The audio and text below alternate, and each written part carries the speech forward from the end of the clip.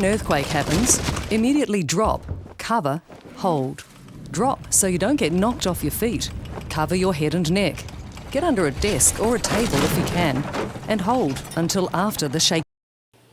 So what's up guys, ako nga po pala si John Ray Vilbarden. I am BSED Filipino 1, major in Filipino. So unang-una sa lahat ng magbabahagi, ang tatalakayin natin sa ngayon is yung tungkol sa nakaraang lindol na nangyari dito sa ating bayan. So unang-una lang naman talaga sa lahat is yung wag kang magpanik kasi talagang magdadagdag yun ng kaba sa'yo eh. Dapat ka lang chill, o kaya kalma lang palagi yung utak mo na kapag lumindol is kailangan ko ito, tatakbo ako dito, hindi. Kalma lang, maghanap ka ng paraan na mas ligtas at mas madali kang makakababa. Kunwari nasa third floor ka, second floor, kaya ka sa fourth floor, maghanap ka ng paraan na kung ano yung na pabor sa iyo, kung ano yung gagawin mo dapat na makababa ka patungong ground floor nang walang galos, walang gasgas. Kasi unang-una hindi naman talaga normal yung naranasan nating lindol, no, katulad nung sa Cebu na nanggiba ng ng building. Hindi nga lang pala building 'yun kasi yun eh. Kundi yung isang linya ng bahay, 'di ba? Nakita dun sa balita, isang linya ng bahay. Ginibaya talaga, inararo ng lindol na 'yon. Tapos dito naman sa atin is malakas din 'yon. Then hindi dito yung sentro nun, kundi sa Davao. Sa Davao ba 'yun o sa ano? Tapos nalaman ko lang kasi 'yun kasi meron akong nag-download ako ng apps na earthquake detector. Totoo naman siya ata kasi nung dinaload ko to, tapos nung nakaraan na naglumindol ulit dito sa atin ng malakas din, is bigla siyang nag-notify sa akin ng lumindol daw dito ng ito ganyan nga mga 5.4 na magnitude dito sa region daw ng Davao. So parang lang naman sa akin, no, kasi sa ako yung karanasan ko in my experience, no, nung lumindol is kinalmahan ko lang talaga na okay, ganyan okay lang, parang wala lang nangyari kasi. Pero meron din akong kaba kasi nasa bahay kami, tapos nandiyan si mama may sakit.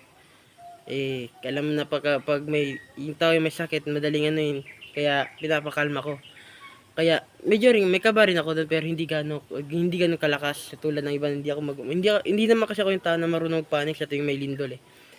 At kunwari nung isa sa karanasan ko nung naglindol doon sa eskwelahan namin dati nung sa senior high school. No. Okay, lumindol siya, malakas din. Pero hindi ko naman talaga ugali yun nung mag-duck cover na hold tuwing maglilindol. Hindi ko talaga ugali. Sorry kung mali ako doon sa ginagawa ko, pero hindi ko talaga ugali yun, yung tuwing maglilindol is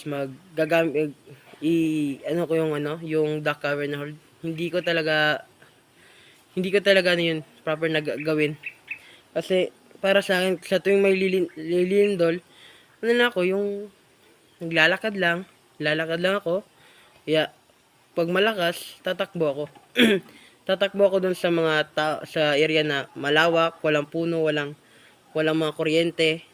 Ganun yung ginagawa ko. Pero hindi ako natataranta, gumagawa lang talaga ako ng paraan na naghahanap ako ng area na mas ligtas. Kasi kunwari na maglindol dito sa atin, simba ko, no? Tapos lumindol ng malakas. Tapos ginawa mo yung duck cover na hold. Diba yun yung sinasabi ng mga teachers sa atin, ginawa mo yun. Tapos nakita mo na yung building is bigla sumabog, tapos babagsak. Medyo na siya, nababagsak siya. Siyempre bigla kang tatayo, di ba? So pag galing ng lindol, yung pagyanig ng lupa, yung pag yanig ng lupa, tapos nakaupo ka, tapos bigla kang tumayo, hindi ka makakatakbo agad. Sinasabi ko sa'yo, hindi ka makakatakbo agad. Kasi pag yanig ng lupa, mahihilo ka. Yan yung isa sa mga experience ko na hindi ko talaga gustong gawin. Ulitin. Kaya mas proper ako na nasa tuwing maglilindol is naglalakad lang ako, chill lang. Tapos pag ano ko na medyo iba na yung pakiramdam ko na parang may babagsak ako, tatakbo ako dun sa may mga ano na lugar sa walang kahoy, walang poste ng kuryente para mas ligtas ako. So yun lang yung dapat. So yun lang guys, no? Yun lang. Maraming salamat sa inyo. Sana nakatulong at hindi ko naman kayo kinukonsidera na gawin nyo rin yung ginagawa ko. Nandito lang ako para mag-share ng mga konting karanasan ko. And then, yun lang. Maraming salamat. God bless you all.